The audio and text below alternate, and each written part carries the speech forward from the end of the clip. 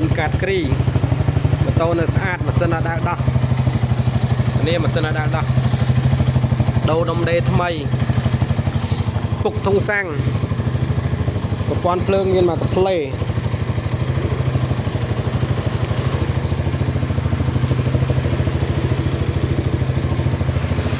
នេះម៉ូតូនៅសំណុំមកដល់